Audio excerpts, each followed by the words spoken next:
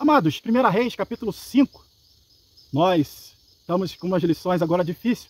Foi domingo passado, estávamos num congresso de mocidade na cidade de Iuna, lá na roça. Então não fizemos a exposição bíblica na semana passada, porque estávamos em congresso, certo? Mas vamos dar uma sequência de lições se tratando da construção do templo. Eu não queria reter muitas nessas lições, apesar de que tem um conteúdo muito importante para nós aprendermos, mas pouca aplicação para a nossa vida, porque coisas que foram construídas e ficaram para trás. Coisas da época, hoje em dia a gente tem tecnologia, tem modernidade. Então, começamos aqui no capítulo 5, um acordo do rei de Tiro. Lembra do rei de Tiro? Ele viu quando Davi tomou a Hebrom, quando Davi tomou aquela cidade fortificada. Então o rei de Tiro se prontificou em fazer aliança com Davi. Então ele mandou mão de obra, mandou madeiras de cedro, porque é uma cidade praticamente marítima, ao pé do mar, e muita madeira, muita rica nessas matérias-primas. Então ele manda mão de obra, manda o material para construir o palácio de Davi, assim faz uma aliança, uma amizade. E quando ele soube que Salomão estava reinando, e com sabedoria, ele ficou sabendo certamente daquele primeiro julgamento que Salomão fez, aquilo se espalhou pelos reinos, e o pessoal começou a ir lá para ver a sabedoria de Salomão, começou a gerar renda para Jerusalém, vinha caravanas e mais caravanas de reinos e mais reinos, trazendo presentes e comprando coisas. Então o comércio em Jerusalém ficou bombando, sem uma força de dispersão. E Hirão, ele mandou os seus mensageiros ir lá. Vai lá dar minhas saudações a Davi. Enfim, Salomão adotou, e já vindo da parte de Deus, a política de não fazer guerra, fazer alianças. Já Davi não conseguiu alianças, mas porque Deus usou ele para subjugar os inimigos de Israel. Então agora eles estão subjugados, não tem como fazer guerra contra Salomão, então vão fazer aliança.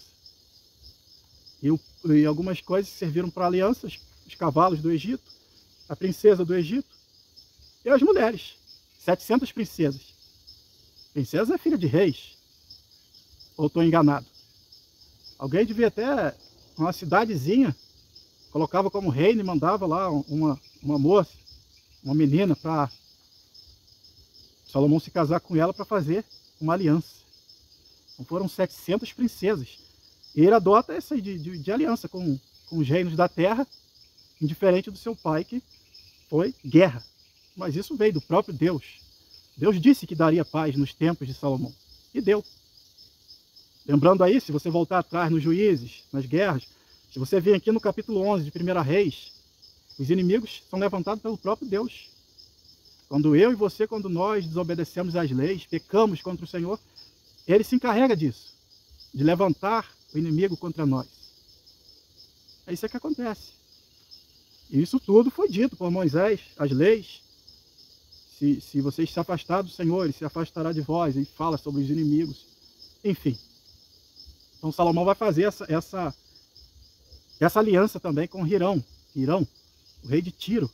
Ele vai mandar os mensageiros para parabenizar o reinado e tal. E Salomão vai aproveitar a ocasião para pedir. Agora, Davi, no caso, não precisou pedir, ele mandou lá, mas Salomão vai pedir. Por quê? A mão de obra qualificada para fazer, que primeiro ele começou a construir o seu próprio palácio, começou a construir o templo no 4º ano, como nós vamos estudar no capítulo 6, ele precisa de mão de obra. Ele precisa dessa mão de obra qualificada, e o rei de Tiro tinha. Trabalhar, imagine, numa época sem tecnologia. Bom, tecnologia tinha, sai da mente do homem, mas não tinha ferramenta. Enfim, os homens eram habilidosos, eram profissionais. De vez em quando um país recruta profissional por outro, isso não é uma coisa velha que ficou no passado. A gente tem brasileiros trabalhando em várias nações do mundo, com áreas específicas, habilidades específicas? Temos. Então Salomão precisava dessa mão de obra qualificada para começar o seu palácio, para começar a construir.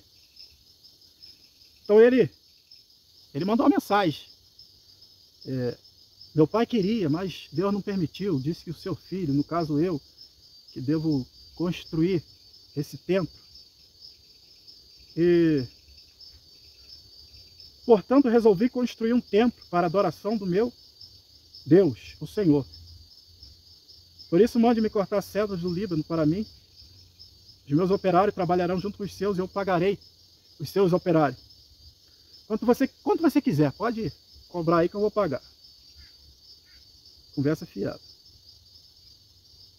Como você sabe, no meio do meu povo, não há quem saiba cortar árvore tão bem como a sua gente da cidade de Sidom.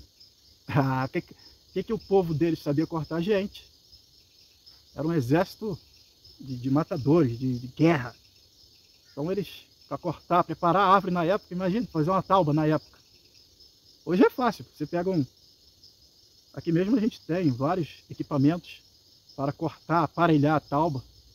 Enfim, colar fórmica também é um troço fino. Não tinha. Em Israel não tinha essa mão de obra especializada. Até porque eles estavam acostumados com a guerra. Matar e morrer. Eles não tinham essa mão de obra. Então ele vai pedir o rei de Tiro. Manda aí. Meus funcionários vão trabalhar com os seus, ou seja, eles vão aprender. Enquanto os soldados vão para outras nações aprender táticas de guerra, enfim, qualificação de mão de obra. Vai lá em outra nação, aprende para trazer para o país. Isso é normal, isso não é uma coisa velha nem nova. Então quando o rei Irão recebeu a mensagem, ele ficou muito alegre. Porque o famosão rei tinha uma mensagem para ele e praticamente dependia dele. É bom ser útil, né? É bom ser útil. Eu costumo dizer que o pior covarde é aquele que está ali, mas a gente não pode contar com ele para nada. Tem habilidades, tem o que servir, mas não é servo, não pode. Então Salomão podia contar, Davi pôde contar, Salomão vai poder contar com o rei de Tiro, para poder começar a construção. Na verdade, primeiro ele vai começar a construir o seu palácio, aí no quarto ano ele começa a construir a casa do Senhor. Então, o rei de Tiro recebi então a mensagem, mandou de volta, recebi e vou atender seu pedido, vou providenciar os cedros, pinheiros, só madeira fina, madeira cara. Hoje em dia a gente tem peças finas aí, uma saranduba, uma madeira bem conhecida entre os profissionais, uma madeira bruta, cara. Tem um tal do Angelim, tem muita madeira fina ainda, mas os cedros que tinha no Líbano, eu não sei como é que está hoje, mas era uma madeira muito fina. Devia ser uma madeira que, gosta, tem umas árvores aqui, elas servem para cabo de enxada, enfim. O cedro certamente, dizem que quando ele tinha 5 centímetros de planta para cima da terra, embaixo já tinha 1,5 m. Imagina como que isso crescia. Devia ser uma árvore que vai crescendo alinhada, reta. Aí você pode cortar, fazer devia ser o vigamento. Vamos ver no capítulo 6. O santuário tinha quase 9 metros de largura.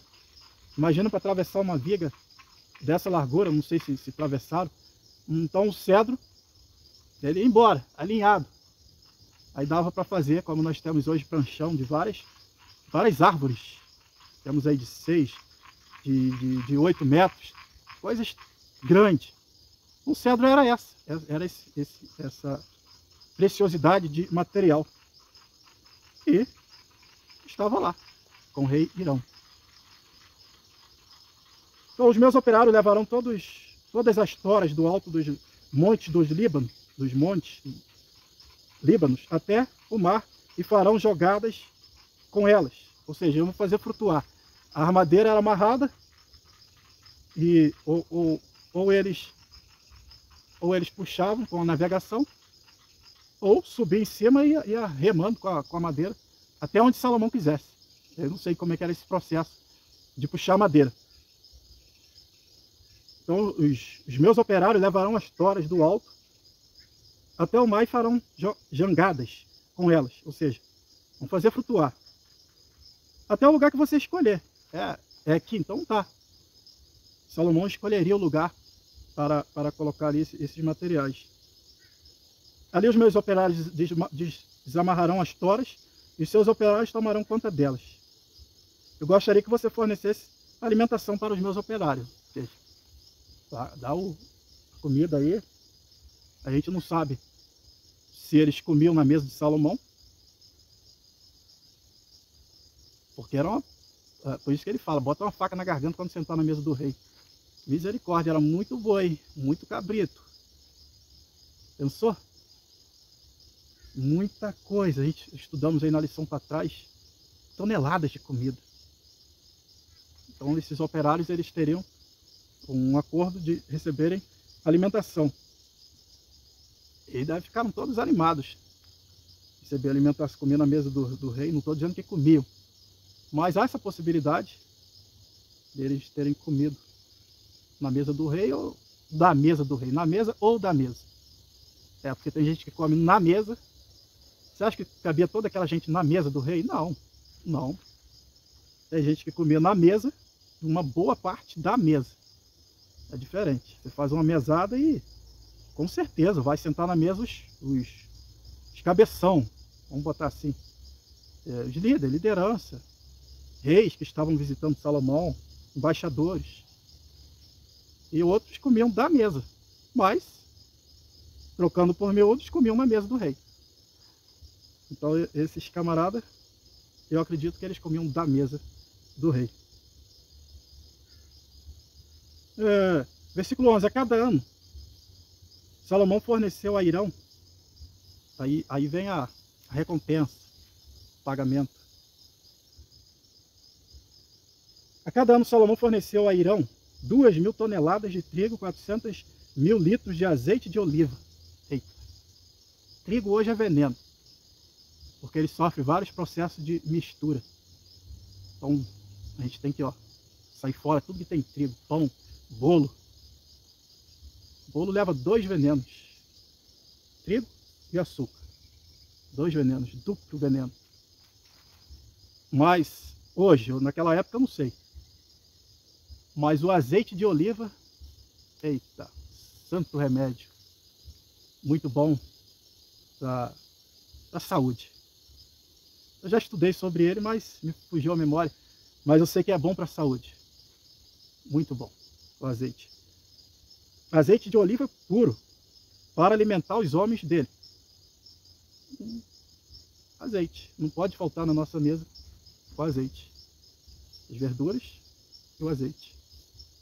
Porque a gente está substituindo a saúde por tantas coisas. A gente almoça mal.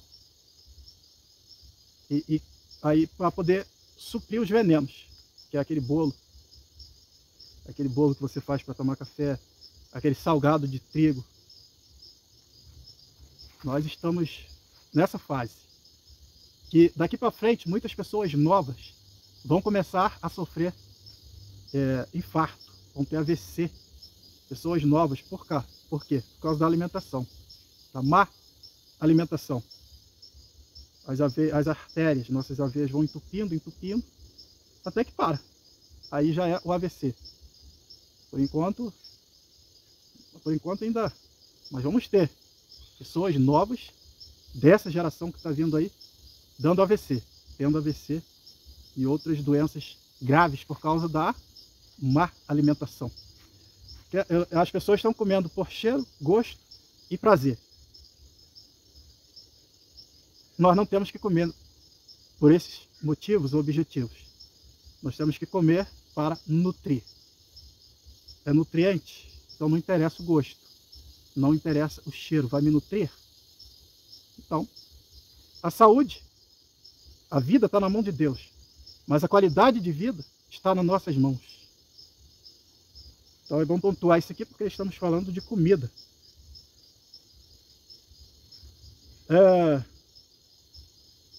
O Senhor Deus cumpriu a sua promessa, e deu sabedoria a Salomão. E havia paz entre Hirão e Salomão, e eles fizeram um acordo entre si, uma aliança. Agora não me pergunte de que as cláusulas desse acordo, que a Bíblia não diz, mas certamente, possivelmente, era um acordo comercial de madeiras, comércio. Ó. Salomão pegava cavalo do Egito e vendia para outros países, porque ele não pegaria madeira do rei Hirão e venderia para outros países, ou fizesse obras de arte para vender para outros países, não sei. Sei que tinha um acordo. E esse país, esse reino, era rico em madeira. No versículo 14, a divisão dos trabalhadores. Nós temos todo um planejamento. Você tem um projeto na sua vida? Pois é muito bom. Você fez a planta da casa, tá bom, tá lá o projeto. Mas agora tem que ter um planejamento para construir. Um projeto sem planejamento não vai funcionar. Alguma coisa vai dar ruim. Você tem que ver onde a mão alcança.